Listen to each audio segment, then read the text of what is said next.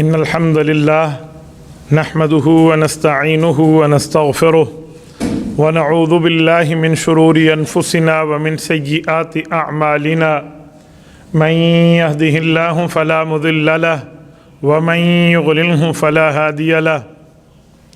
قال الله تبارك وتعالى في كلامه المجيد والفرقان الحميد: أعوذ بالله من الشيطان الرجيم بسم الله الرحمن الرحيم وكلا نقص عليك من أنباء الرسل ما نثبت به فؤادك اللهم صل على محمد وعلى آل محمد كما صليت على إبراهيم وعلى آل إبراهيم إنك حميد مجيد. اللهم بارك على محمد وعلى آل محمد كما باركت على إبراهيم وعلى آل إبراهيم إنك حميد مجيد. معزز دوستو، آج 23 دسمبر 2022 اور جمعہ کا مبارک دن ہے. جمادی الاولیٰ سن 1444 ہجری کا تیسرا عشرہ شروع ہے. میرے دوستو، سورۃ ہود کی آخری آیات میں ایک آیت کا ٹکڑا میں نے آپ کی خدمت میں تلاوت کیا ہے. رب کریم اس آیت میں رسول کریم علیہ التحیۃ والتسلیم کو تسلی دیتے ہوئے ارشاد فرماتے ہیں کہ اے محمد صلی اللہ علیہ وسلم، ہم نے آپ کو پچھلے انبیاء کرام جو آپ سے پہلے گزر گئے ہیں ان کے واقعات سنانے ہیں، اور اس سنانے کا مقصد یہ ہے کہ ہم آپ کے دلی کیفیت کو مزید مضبوط کرنا چاہیں گے تاکہ آپ کے سامنے پچھلے انبیاء کی قربانیاں آئیں، پچھلے انبیاء کے متبعین کی قربانیاں بھی آئیں.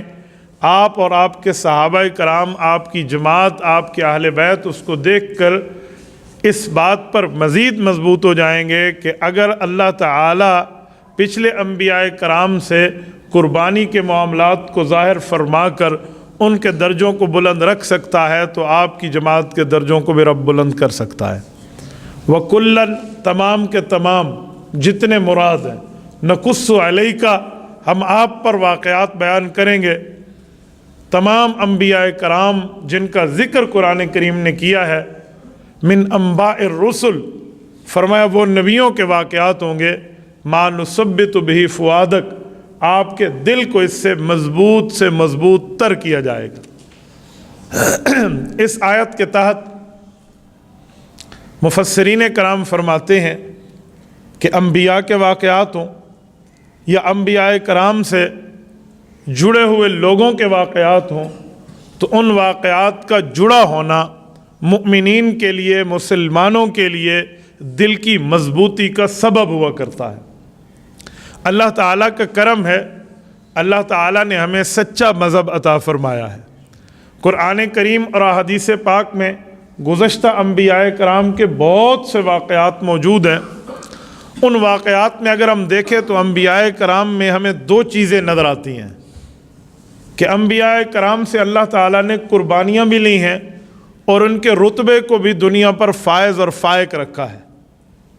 انبیاء کرام کو مضبوطی کا درس رب کریم نے دیا ہے کہ آپ جب دین کا مسئلہ بیان کر دیں، دین کی بات لوگوں تک پہنچا دیں تو آپ مضبوط سے مضبوط تر رہیں. انبیاء کرام جتنے مبعوث ہوئے ہیں، اگر ان پہ غور کیا جائے تو ہر نبی اس علاقے میں مبعوث ہوا ہے جو علاقہ پہاڑی ایریا ہے، ہلز ایریا. بہت میرے خیال میں نہ ملنے والا حوالہ ہوگا جس میں یہ ہو کہ کوئی نبی اس علاقے میں مبعوث ہوا جس علاقے میں پہاڑ موجود نہیں ہیں. اس کی کئی وجوہات میں ایک وجہ یہ بھی ہے کہ جس طرح پہاڑ استقامت کی نشانی ہوتا ہے، پہاڑ ایک بات پر جہاں ٹھہرا ہے وہاں پر وہ اپنی قوت کے ساتھ ٹھہرا ہے. یہ اس کا اشارہ نبی کو دیا جاتا ہے کہ آپ بھی جس مذہب، جس دین، جس شریعت، جس ایمان کی دعوت کو لے کر آئے ہیں، آپ نے اللہ تعالیٰ کے معاملے میں بھی اس پہ کوئی رد و بدل نہیں کرنا، اس میں آپ نے مضبوط ٹھہرنا. انبیاء کرام کے گزشتہ تمام انبیاء کے واقعات جو ہم سنتے ہیں، مثلا حضرت نوح علیہ الصلوۃ والسلام کے بارے میں سنتے ہیں کہ انہیں 960 940 جتنی روایات آتی ہیں 950 سال 950 قرآن کریم کی آیت اتنے سال گزارے، آخر میں انہوں نے قوم کے خلاف دعا کی کہ ماننے والی نہیں ہے۔ تو مجھے بتائیں ایک بندہ 9.5 صدیاں لگا دے اور وہ اس بات پہ پہنچ جائے کہ قوم ایمان لانے والی نہیں ہے، بس 80-82 جو ایمان لائے ہیں یہی ہیں، تو ان کے دل کی کیفیت کیا ہوگی؟ انسان کو کتنا دکھ درد عام بندے کو سننے میں محسوس ہوتا ہے کہ یار اتنے عرصہ محنت کی ہے، اور جو خود محنت کر رہا ہو اس کی کیفیت کیا ہونی ہے۔ حضرت ابراہیم علیہ السلام کو دیکھیں تو حضرت ابراہیم جب اپنے ابا سے بات کرتے ہیں نا، قرآن کریم سورت نمبر 19 سورت مریم جو ہمیں بتاتی ہے، وہاں لفظ ہے یا ابتی، یا ابھی نہیں ہے، یا ابتی ہے۔ یہ تا کے نیچے جو زیر ہے نا، یہ محبت کی طرف اشارہ ہے، اے میرے پیارے ابا جان، اپنے والد سے بڑے پیار کا، قرب کا، محبت کا تعلق بتاتے ہیں۔ تو اس سے سمجھ آیا کہ ابراہیم علیہ السلام بھی اپنے والد سے کتنا پیار کرتے تھے، لیکن مذہب اور شریعت اور توحید کی وجہ سے والد کہتا ہے وہجرنی ملیہ، میرے گھر کو چھوڑ دے۔ نہیں چھوڑے گا، لارجمنک، تمام پتھر اٹھا کے تمہیں دے ماروں گا۔ یعنی سوشل بائیکاٹ کر رہا ہے والد۔ دوسرے حساب میں جس کو شریعت منع کرتی ہے وہ آگ کر رہا ہے کہ تیرا میرا آج کے بعد تمام معاملات ختم، میں تمہارے کسی یس نو کا ذمہ دار نہیں ہوں۔ تو کتنا دل دکھا ہوگا۔ اللہ تعالیٰ نے امتحانات لیے، پھر اس کے بعد آگ میں حضرت ابراہیم علیہ السلام کو ڈالا گیا۔ یہ ٹھیک ہے بعد میں آگ گلے گلزار بنی ہے نا، شروع میں آگ ہی ہے، نظر تو سب کو آ رہا ہے، آگ تو یہ بتا رہی ہے کہ بندے کو جلا دے گی، لیکن وہ آگ ہے۔ اور جس جگہ ڈالا گیا حضرت ابراہیم علیہ السلام کو آگ میں، نمرود کے قلعے کو میں نے خود اپنی آنکھوں سے دیکھا ہے، عرفہ ترکی میں، اتنا بلند قلعہ ہے جس جگہ سے انہیں جھولے میں بٹھا کر آگ میں ڈالا گیا، عام بندہ اگر دیکھنا شروع کرے شاید اس کی سر پہ رکھی ہوئی ٹوپی گر جائے۔ یہ اور بات ہے کہ انہوں نے آگ میں جانا قبول فرما لیا ہے، لیکن اس کے بعد آگ کو رب کریم نے اپنی قدرت سے گلے گلزار بنا دیے۔ قربانی تو حرف آخر ہے یار۔ اچھا پھر حضرت ابراہیم علیہ السلام پہ امتحانات بھی ہیں۔ پہلے بچہ نہیں ہو رہا، پھر جب بچہ ہوتا ہے فلما بلغ معه السعی، جب چلنے کے قابل ہوتا ہے تو والد کی کتنی خوشی ہے کہ میرے ساتھ میرا بیٹا چل رہا ہے۔ اس وقت فرمایا گیا اسے ذبح کر لے۔ حضرت ابراہیم علیہ السلام نے چھری گردن پہ رکھ لی ہے۔ یہ اور بات کہ رب کریم نے وہاں پر ایک دمبا رکھوا دیا، حضرت اسماعیل علیہ السلام کو بچا لیا، لیکن امتحان تو پورا ہوا نا۔ اور اتنا پورا امتحان ہوا کہ رب کریم نے یہ لفظ فرمایا ہے قد صدقت الرؤیا، اے ابراہیم تو نے اپنے وعدے کو سچا کر دکھایا، اپنے خواب کو سچا کر دکھایا۔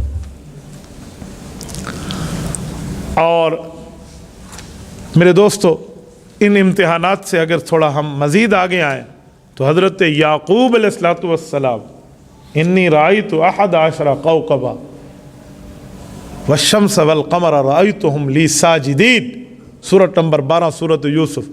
حضرت یوسف علیہ السلام حضرت یعقوب علیہ السلام کے بیٹے ہیں، خواب دیکھتے ہیں میرے سامنے 11 ستارے اور سورج اور چاند نے سجدہ کیا ہے۔ ابا جی میرے اس خواب کی تعبیر کیا ہے؟ فرمایا لا تقصص رؤیاک التی، اس خواب کو اپنے بھائیوں کو نہ بتانا۔ تعبیر دے دی کہ ایک وقت تیرے سامنے عزت اور احترام تیرے 11 بھائی بھی کریں گے اور تیری اماں ابا بھی کریں گے۔ کچھ معاملات کی بھنک پڑ گئی، انہوں نے جا کر حضرت یوسف علیہ السلام کو کنویں میں جا کے پھینک دیا۔ کنویں میں پھینکنے کا معنی کیا تھا کہ یا تو خدا نخواستہ بندہ گیا اور یا جو چاہے اس کو سنبھال لے۔ یہ کم امتحان ہے، یہاں بیٹے کا بھی امتحان ہے، اس سے زیادہ والد کا امتحان ہے حضرت یعقوب علیہ السلام کا۔ اور ملاقات کتنا عرصہ نہیں ہوئی؟ 40 سال۔ وَبْيَضَّتْ عَيْنَاهُ، قرآن کہتے ہیں رو رو کے آنکھیں سفید ہو گئیں۔ یہ کتنے امتحانات ہیں۔ تو یہ امتحانات جو اللہ تعالیٰ نے ان سے لیے ہیں، اس لیے نہیں کہ نعوذ باللہ تعالیٰ کوئی ان کو غلطی کے اوپر سزا کے معاملات ہیں، نبی سے تو غلطی ہوتی نہیں ہے۔ یہ اس بنیاد پہ ہیں کہ دنیا میں امتحانات پر مزید درجات بلند ہوں گے، بعد میں آنے والے یا ان کی امت یا ان کے فالوورز یا ان کے متبعین کو سبق دیا جا رہا ہے کہ قربانی ہوگی تو اجر اتنا ہوگا، جتنا گڑ ہوگا اتنا مٹھاس ہوگی۔ تو دین تو قربانی مانگتا ہے نا، دنیا تو ہے دارالامتحان۔ بندہ پوچھے یار ان مسائل پر تھوڑی سی ٹینشن ہو رہی ہے، تو ٹینشن ہوگی تو بندہ پیپر کی تیاری کرے گا نا۔ جس نے اپنے سر پہ سواری کچھ نہ کیا ہو، اس نے خاک تیاری کرنی ہے۔ آپ اور ہم جیسے جب ہم بیٹھے ہیں تو ہم پہ آ کے اس طرح کے واقعات دیکھیں گے، ہمیں معاملات نظر آئیں گے، تو ہم اس پر اپنا کچھ قبر آخرت کے معاملے کو سیدھا کریں گے۔ یہ ہمیں اصل سمجھایا جا رہا ہے۔ اچھا، پھر 40 سال بعد ملاقات ہے، اور ملاقات میں وہی سجدے کو دہرایا گیا ہے جس کو عقیدت کا سجدہ کہتے ہیں، جو ان کی شریعت میں جائز تھا، ہمارے ہاں اللہ کے رسول صلی اللہ علیہ وسلم نے منع فرما دیا۔ لیکن قربانی تو ہے نا باپ بیٹے کی۔ اور یہ حضرت یوسف اور حضرت یعقوب علیہ السلام جو باپ بیٹے ہیں، اگر ہم دیکھیں نا کہ حضرت ابراہیم علیہ السلام کے کون ہیں، تو حضرت ابراہیم علیہ السلام کے پوتے اور پڑ پوتے ہیں۔ حضرت یوسف علیہ السلام حضرت ابراہیم علیہ السلام کے پڑ پوتے ہیں، اور حضرت یعقوب حضرت ابراہیم علیہ السلام کے پوتے ہیں۔ یوسف بن یعقوب بن اسحاق بن ابراہیم علیہ السلام، پورے خاندان سے قربانیاں۔ حضرت موسیٰ علیہ السلام کو دیکھیں، جس گھر میں پلے بڑے ہیں، اسی گھر کے اندر حضرت موسیٰ علیہ السلام کے امتحانات شروع ہو رہے ہیں نا۔ بیوی کہتی ہے فرعون کی، مومنہ ہے نا وہ، کہ بچہ ہے، کہتے نہیں میرا دشمن ہے۔ بچپن سے امتحانات ڈال دیے، کیا ایک طرف پھل فروٹ رکھ دیں اور ایک طرف آگ رکھتے ہیں، جی کس کو اٹھاتے ہیں ذرا دیکھیں۔ یہ فرعونیت کے معاملات ہیں۔ حضرت موسیٰ علیہ السلام کا مزید کچھ معاملہ آگے ہوتا ہے، تو حضرت موسیٰ علیہ السلام کو فرعون سے مقابلے میں بھیج دیا جاتا ہے۔ اور کیا کیا فرعون سے مقابلہ ہے، پوری زندگی پورے معاملات آپ جانتے ہیں۔ اور خالی مقابلہ حکومتی طاقت کے ساتھ نہیں تھا، بلکہ شیطانیت کے ساتھ بھی تھا۔ جو جادوگر آئے تھے فرعون کے کہنے پہ 70,000 تھے نا، یہ 70,000 جادوگر آئے، اور ہر جادوگر کے ہاتھ میں ایک ایک 2 رسیاں ہیں، اور اس پر جادو، مسمرزم، ہپناٹائز، یہ عمل کیا ہوا ہے، اور وہ پھینک دیتے ہیں نیچے۔ ہے تو رسی ہے نا، لیکن رسی یخیل الیہ من سحرہم انہا تسعی۔ قرآن کہتے ہیں نبی کو بھی یہ آنکھوں سے یوں نظر آنے لگ گیا کہ یہ چل رہی ہے، خیال یوں آنے لگ گیا۔ شیطانی طاقت کا اثر ایک وقت تک ہوتا ہے۔ رب کریم نے حکم فرمایا یا موسیٰ لا تخف، اے موسیٰ آپ اپنے قریب خوف کو نہ آنے دیجیے۔ والق ما فی یمینک، آپ کے ہاتھ میں یہ عصا ہے، زمین پہ پھینکنا آپ کا کام ہے، اور ان 70,000 رسیوں کی جادوگری کا کام تمام کر دینا ہمارا کام۔ حضرت موسیٰ علیہ السلام نے پھینکا ہے نا، قرآن کہتا ہے تلقف ما صنعوا، یہ پھینکنا تھا اور ان کا یوں ختم ہو جانا تھا۔ انما صنعوا کید ساحر ولا یفلح الساحر حیث اتى، کیونکہ جادوگری تھی، اور جادوگر کبھی کامیاب نہیں ہوتا۔ دنیا میں کہیں نہ کہیں اس کا داؤ پیچ چل بھی جائے تو آخرت تو ناکامی اس کی ہے ہی۔ تو یہ کم امتحان ہے۔ مجمع عام میں قرآن کہتے ہیں یوم الزینہ، عید کا دن تھا، مجمع جمع تھا، ہالیڈے تھا، سب چھٹی میں تھے، کوئی ورکنگ ڈے نہیں تھا۔ پوری دنیا کے سامنے یہ کام ہوا تھا، کسی علیحدہ روم میں بھی نہیں ہوا، ایک پارک میں باقاعدہ پوری اپنی سلطنت کی طاقت فرعون نے لگا دی تھی۔ لیکن پھر اس امتحان پہ اللہ والوں کو رب نے بدلہ بھی دیا۔ حضرت موسیٰ علیہ السلام کو وقتی طور پہ تھوڑی سی تکلیف، تھوڑی سی یوں محسوس ہوئی، جسے قرآن کہتے ہیں خیال آنے لگے چل رہے ہیں، تو اللہ نے اس نبی کا بدلہ بھی فوراً دیا، اس نبی کی دلجوئی بھی کی ہے، دلداری بھی کی ہے۔ کیا؟ جب ان جادوگروں نے دیکھا نا کہ ہماری کارستانی یوں ختم ہو گئی، ان سب نے ایک دوسرے کو آنکھوں میں دیکھا، ابھی زبان سے نہیں بولے تھے، آنکھوں سے کہنے لگے سرکاری پیسے کی طاقت پہ تو ہم آ گئے فرعون سے پیسے لے کے، لیکن یہ وقت کا نبی لگتا ہے، اس پہ کلمہ پڑھ لو، اپنی ایمان لے آؤ اور آخرت بچا لو۔ ان سب نے کہا ہم حضرت ہارون اور حضرت موسیٰ علیہ السلام کے رب کو مانتے ہیں، فرعون تجھے نہیں مانتے۔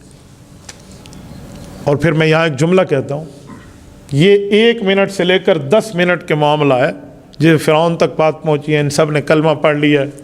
اس چھوٹے سے معاملے میں حضرت موسیٰ علیہ السلام کے صحابہ کو رب کریم نے اس ایمان پر اتنے اطمینان کی دولت عطا فرما دی تھی کہ فرعونی طاقت سے ٹکرا گئے۔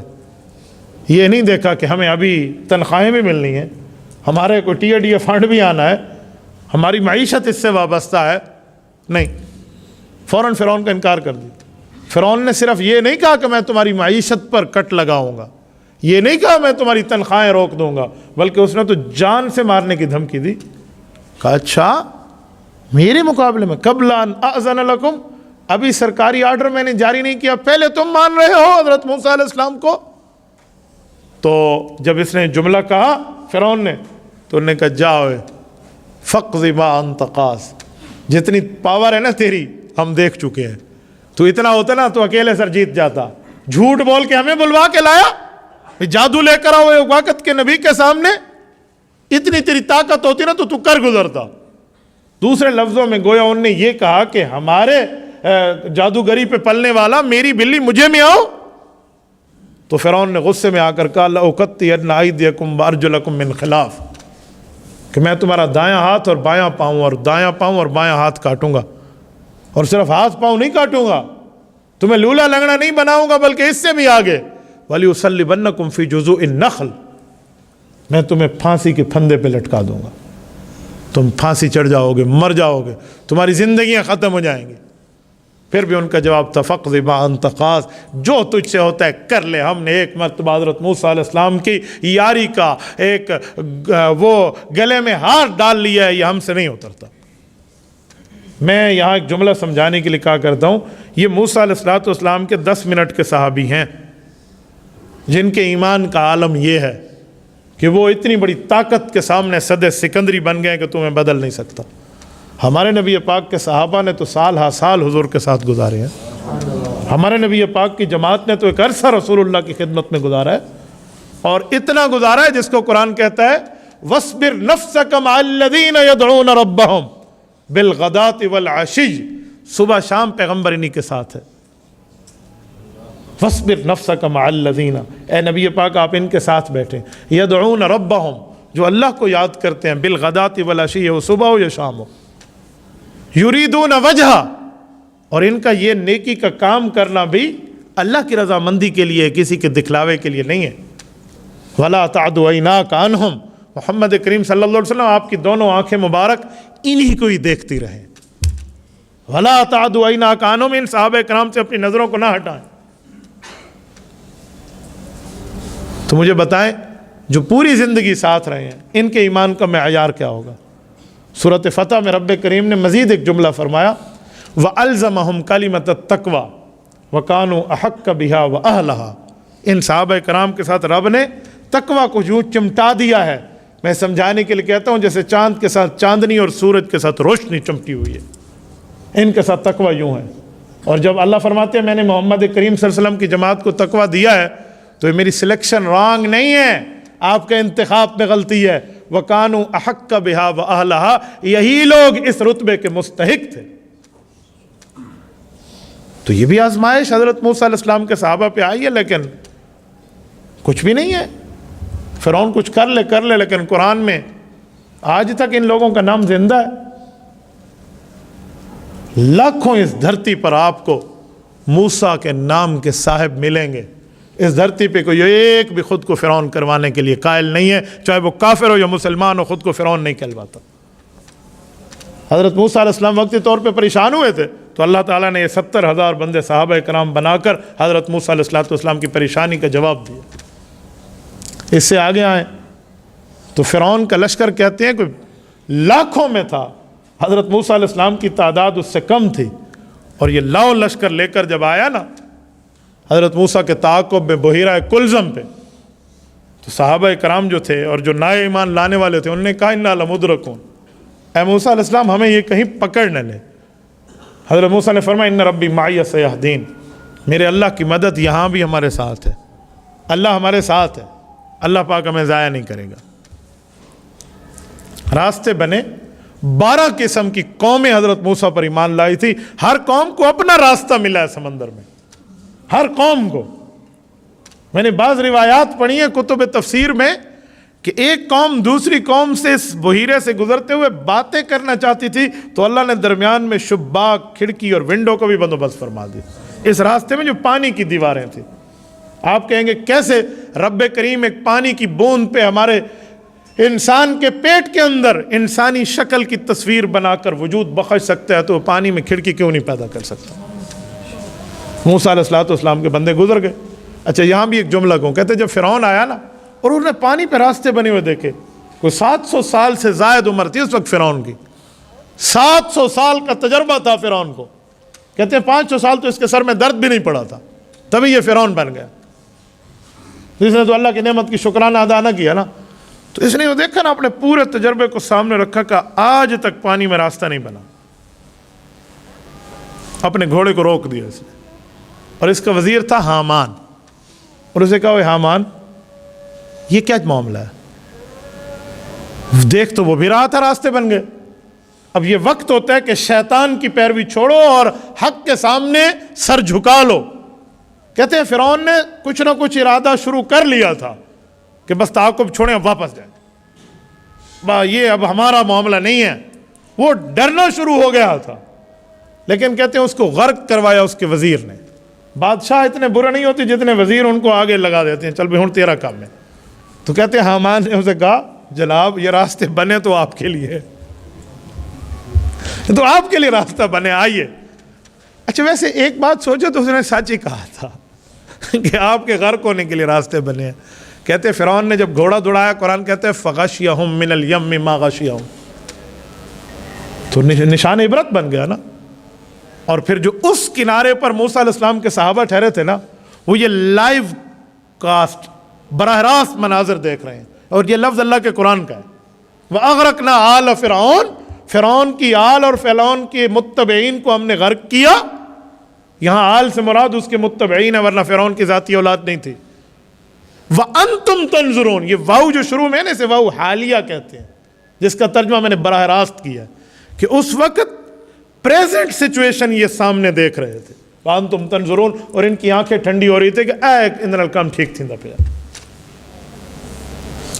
یہ کتنی بڑی قربانی تھی. حضرت عیسیٰ علیہ السلام پہ آ جائیں. حضرت عیسیٰ علیہ السلام کی کئی قربانیاں اللہ نے بغیر والد کے پیدا کیا. کتنے الزامات نہیں تھے جو حضرت مریم علیہ السلام پہ لگنے کے معاملات سامنے آ گئے کہ جی آج تک ایسا ہوا، آج تک ایسا ہوا. سورت نمبر 19 سورت مریم کا رکوع نمبر 2 بتاتا ہے، یا مریم لقد جئت شیئا فریا. قوم کہنے لگی یہ تو ایک ڈینجرس سچویشن ہے، خطرناک صورتحال ہے، تو کواری اور تیرا بچہ. ما کان ابوک امرأ سوء، تیرا ابا تو برا نہیں تھا. وما کانت امک بغیہ، تیری اماں تو غلط نہیں تھی. یا اخت ہارون، ہارون کی بہن، تیرا بھائی تو بہت اچھا تھا. یہ قوم کہنے لگ گئی تھی. اور حضرت مریم جواب دینا چاہیں تو رب نے قربانی پھر مانگی کہ مریم جواب نہیں دینا.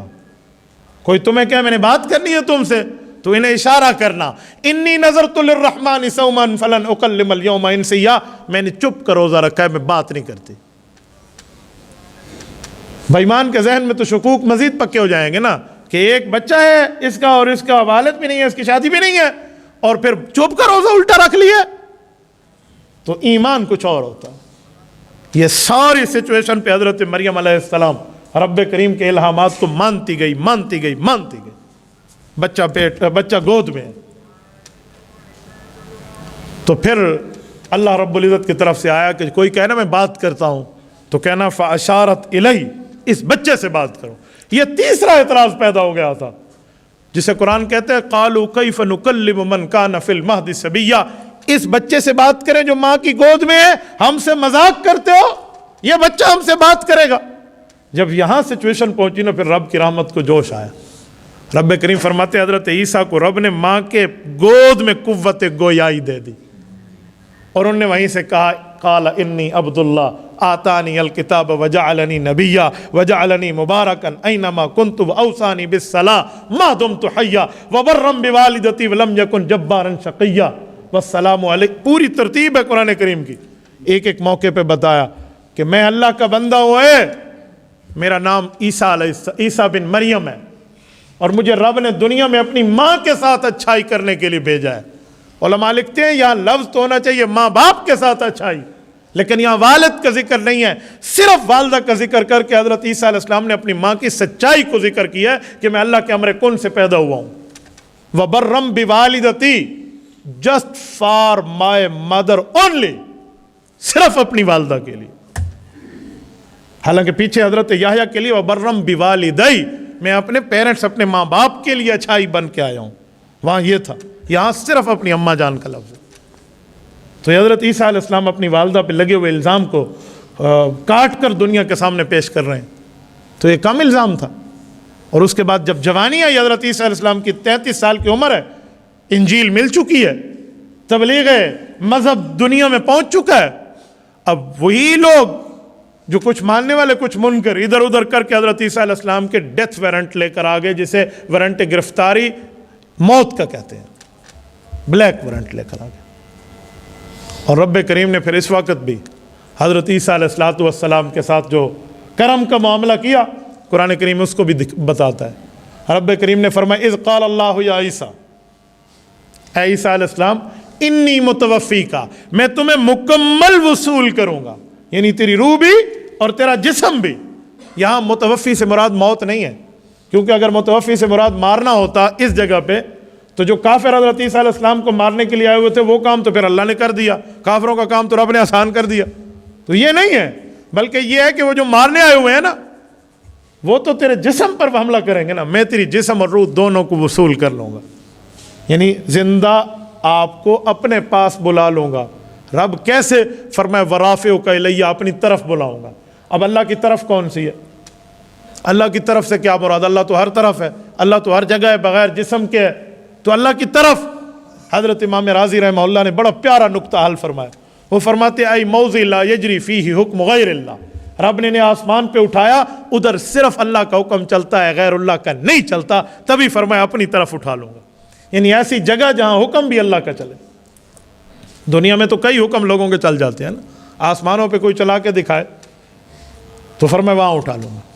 اور حضرت عیسیٰ علیہ السلام کو رب نے اٹھا لیا، قیامت سے پہلے انہیں زمین پہ بھیجیں گے. یہ تمام انبیاء کے واقعات تھے جو میں نے سورۃ ہود کی آخری آیت پڑھ کے آپ کو سمجھایا کہ رب کریم نے حضور کو فرمایا وَكُلًّا نَقُصُّ عَلَيْكَ مِنْ أَنْبَاءِ الرُّسُلِ مَا نُثَبِّتُ بِهِ فُؤَادَكَ. محمد مصطفیٰ صلی اللہ علیہ وسلم، ہم نے یہ آپ کو انبیاء کے واقعات صرف اس لیے بتائے ہیں تاکہ آپ کا دل اور آپ کے ساتھ جماعت کا دل مزید مضبوط ہو جائے کہ اگر ہم سے قربانیاں لی جا رہی ہیں تو رب کریم ان کا بہترین بدلہ بھی عطا فرمائے. یہ تمام واقعات تھے جس کی بنیاد پہ رسالت مآب علیہ السلام کو رب نے تسلی دی. تو صرف یہ حضور پاک علیہ السلام اور حضور کے ساتھیوں کے لیے تسلی نہیں ہے، یہ واقعات، یہ چیزیں، یہ قرآن اور شریعت کی باتیں اور اسلام اور حدیث کے معاملات ہر مسلمان کے لیے تسلی کا سامان ہے، ہر صاحب ایمان کے لیے دل کی تثبیت کا سامان ہے. دعا فرمائے رب کریم ان تمام انبیاء کرام کی قربانیوں کو اپنی بارگاہ میں مزید قبولیت سے نواز کے اللہ تعالیٰ ان کے رتبے کو عام فرمائے، اور ہمیں رسالت مآب علیہ السلام، حضور کے صحابہ اور اہل بیت کی اللہ تعالیٰ میں محبت کاملہ، محبت تامہ عطا فرمائے.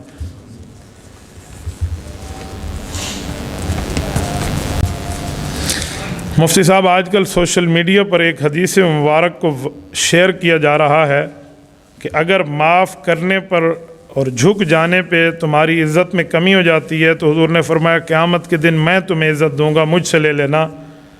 اس حدیث مبارکہ ثابت ہے یا نہیں ہے؟ یہ الفاظ میں نے تو کسی کتاب حدیث میں آج تک نہیں پڑھے. جس نے اس کو بیان کیا آپ اس سے حوالہ مانگ لیں تو سامنے آ جائے گی بات. حدیث پاک کو بیان کرنے کے لیے بندے کے پاس پروف ہونا چاہیے، ثبوت ہونا چاہیے، ایویڈنس چاہیے جو کسی کتاب میں موجود ہو. میں نے تو اسے کسی ذخیرہ حدیث میں ان لفظوں کو نہیں پڑھا. ہاں یہ پڑھا ہے من تواضع للہ رفعہ اللہ، جو اللہ تعالیٰ کے لیے جھک جاتا ہے ایسے بندے کو رب عزتوں سے نواز دیتا ہے. یہ لفظ تو ثابت ہے، یہ کتب سیاہ میں موجود ہے، باقی کتب میں بھی موجود ہے، لیکن ان الفاظ کے ساتھ میرے سامنے حدیث نہیں آئی. ڈائریکٹ میں یہ نہیں کہہ سکتے کہ من گھڑت ہے. علماء نے لکھا ہے جب حدیث پاک کے الفاظ سامنے آئیں، آپ کے مطالعہ میں نہ ہو تو آپ اتنا کہہ دیں جی ہم نے نہیں پڑھے، کیونکہ نسبت حضور کی طرف ہے. ڈائریکٹ میں اس کی تکذیب کر کے ایسا جملہ کہہ دوں تو وہ عزت اور احترام بھی تو نبی کی ذات کا مالوز خاطر رکھنا پڑتا ہے. ایک عباسی خلیفہ کے سامنے ایک شخص پرانی جوتیوں کو لے کر آیا اور اسے کہا کہ یہ نعلین رسول اللہ صلی اللہ علیہ وسلم ہے، حضور پاک. وہ بادشاہ تھا، اس نے وہ جوتیاں لی اور اس نے سر پہ رکھی اور اس کی عزت کے ساتھ رکھا اور اس کو انعامات سے نوازا. اور وہ جب چلا گیا تو ارکان دولت نے کہا کہ بادشاہ سلامت اس کو نہیں جانتے آپ؟ کہا جانتا ہوں. کہا بہت بڑا جھوٹا بندہ ہے. کہا جی ہاں. تو کہا پھر آپ نے اس کو عزت سے کیوں نوازا؟ انہوں نے کہا اپنے باپ کی طرف نسبت تو نہیں کر رہا تھا جوتی کی، نسبت تو مصطفیٰ صلی اللہ علیہ وسلم کے ساتھ، تو میں نے حضور پاک کی عزت کی ہے. باقی یہ جھوٹا ہے وہ تو سب کو پتہ ہے دنیا میں کہ جوتی رسالت مآب علیہ السلام کی نہیں تھی. اس کے گھر میں کھانا پینا ختم ہو گیا تو اس نے کہا چل بادشاہ کو کوئی بات لگا کے اسے کوئی خزانہ لے کر آؤں. تو یہ اس نیت سے آیا تھا. لیکن میں نے اس کی تکذیب دو وجہ سے نہیں کی. ایک تو نسبت حضور کی طرف تھی، اور دوسرا یہ تھا کہ اگر میں کہہ دیتا نا تو جھوٹ بولتا تو انہیں باہر جا کر کہنا تھا کہ بادشاہ حضور کی جوتیوں کی عزت نہیں کرتا. تو بابا یہ الفاظ رسالت مآب کی طرف جس نے منسوب کیے ہیں حوالہ ان کے ذمے، میں نے نہ اس کو پڑھا ہے، نہ آج تک کسی اتھینٹک عالم دین سے کسی کی کلاس میں اس کو دیکھا ہے، نہ کسی کتاب میں دیکھا ہے۔ جزاکم اللہ تعالی۔ اقول قولی ھذا واستغفر اللہ وآخر دعوانا ان الحمد للہ رب العالمین۔